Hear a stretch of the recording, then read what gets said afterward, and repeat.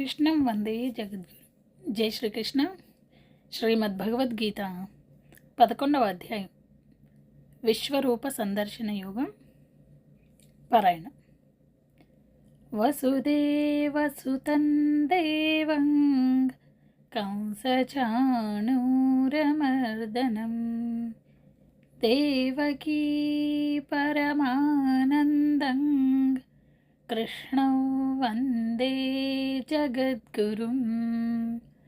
శ్రీకృష్ణౌ వందే జగద్గురుం. ఓం శ్రీ పరమాత్మనే నమః.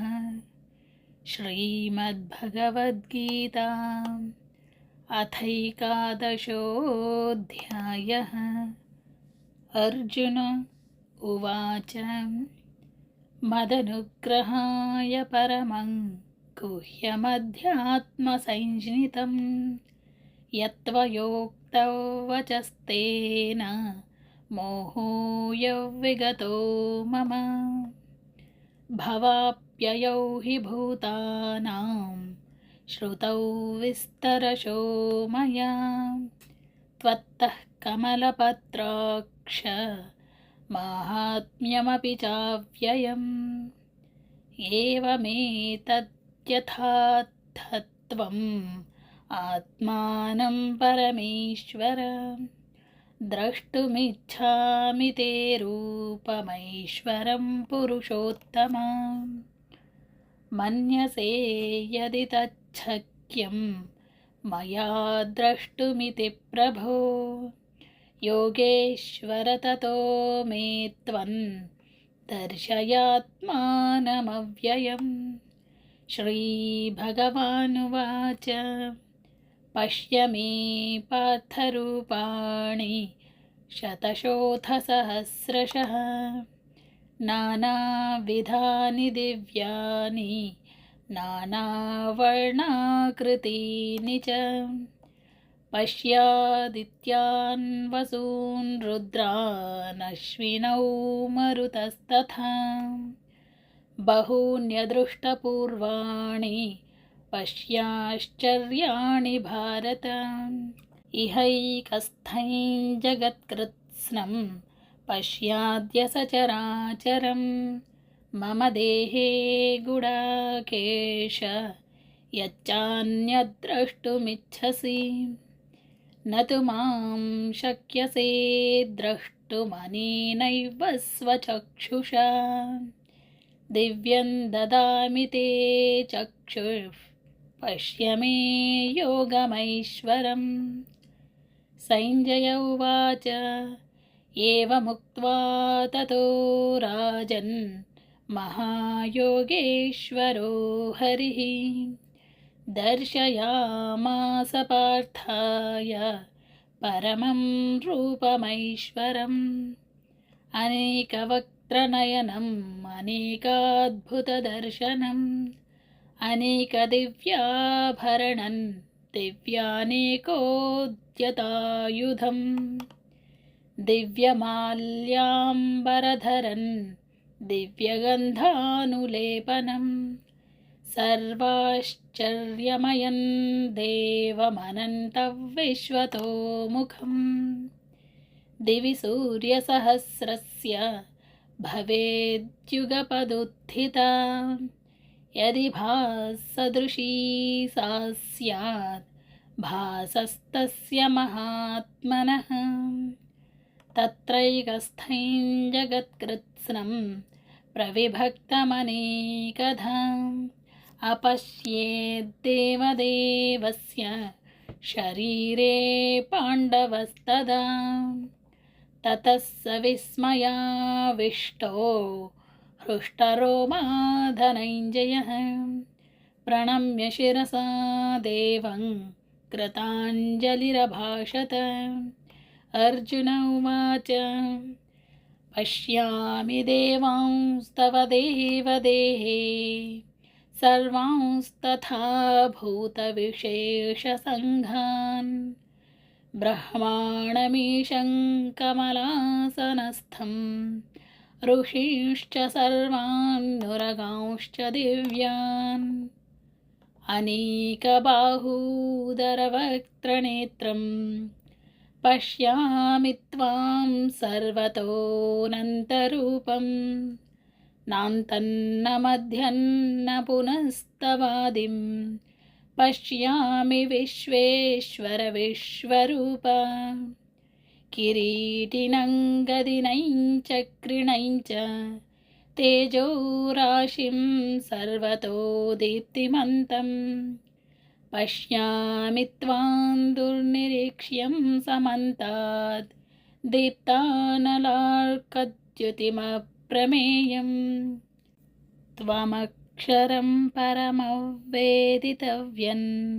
त्वमस्य विश्वस्य परन्निधानं त्वमव्ययः शाश्वतधर्मगोप्ता सनातनस्त्वं पुरुषो मतो मे अनादिमध्यान्तमनन्तवीर्यम् अनन्तबाहुं शशिसूर्यनेत्रं पश्यामि त्वां दीप्तहुताशवक्त्रं स्वतेजसा विश्वमिदं तपन्तं द्यावा पृथिव्योरिदमन्तरं हि व्याप्तं त्वयैकेन दिशश्च सर्वाः दृष्ट्वाद्भुतं रूपमुग्रं तवेदल्लोकत्रयं प्रव्यथितं महात्मन् अमीहि त्वां सुरसङ्घा विशन्ति केचिद्भीताः प्राञ्जलयो गृह्णन्ति स्वस्तीत्युक्त्वा महर्षिसिद्धसङ्घास्तुवन्ति त्वां स्तुतिभिः पुष्कलाभिः रुद्रादित्या वसवो ये च साध्या विश्वेश्विनौ मरुतश्चोष्मपाश्च गन्धर्वयक्षासुरसिद्धसङ्घा वीक्षन्ते त्वां विस्मिताश्चैव सर्वे रूपं महत्ते बहुवक्त्रनेत्रं महाबाहो बहुबाहुरुपादं बहूदरं बहुदंष्ट्राकरालं दृष्ट्वा लोकाः प्रव्यथितास्तथाहम् नभस्पृशन्दीप्तमनेकवर्णौ व्यात्ताननन्दीप्तविशालनेत्रं दृष्ट्वा हि त्वां प्रव्यथितान्तरात्मा धृतिर्न विन्दामि शमं च विष्णो दंष्ट्राकरालानि च ते मुखानि दृष्ट्वैव कालानलसन्निभानि दिशो न जाने न लभे च शर्म प्रसीद देवेश जगन्निवास अमी च त्वां धृतराष्ट्रस्य पुत्राः सर्वे सहैवावनिपालसङ्घैः भीष्मो द्रोणः सूतपुत्रस्तथासौ सहास्मदीयैरपि योधमुख्यैः वक्त्राणि ते त्वरमाणा विशन्ति दंष्ट्राकरालानि भयानकानि केचिद्विलग्ना दशनान्तरेषु सन्दृश्यन्ते चूर्णितैरुत्तमाङ्गैः यथा नदीनां बहवोऽम्बुवेगाः समुद्रमेवाभिमुखा द्रवन्ति तथा तवामी नरलोकवीरा विशन्ति वक्त्राण्यभिविज्वलन्ति यथा प्रदीप्तं ज्वलनं पतङ्गा विशन्ति नाशाय समृद्धवेगाः तथैव नाशाय विशन्ति लोकास्तवापि वक्त्राणि समृद्धवेगाः।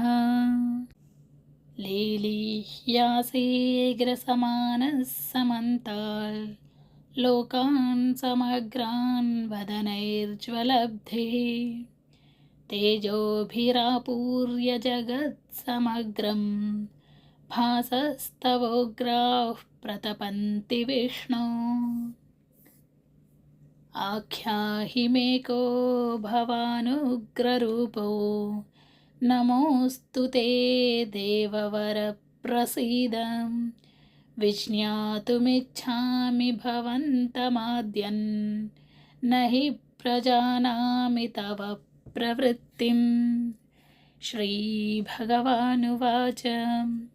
कालोऽस्मि लोकक्षयकृत् प्रवृद्धो लोकान् समाहर्तुमिह प्रवृत्तः ऋते पित्वान्न भविष्यन्ति सर्वे येव स्थिताः प्रत्यनिकेषु योधाः तस्मात् त्वमुत्तिष्ठ यशो लभस्व जित्वा शत्रून् भुङ्क्ष्व राज्यं समृद्धम् मयैवैते निहताः पूर्वमेव निमित्तमात्रं भव सव्यसाचिन् द्रोणैं च भीष्मैं च जयद्रथैं च कर्णन् तथान्यानपि योधवीरान् मया हतास्त्वां जहिमां व्यथिष्ठा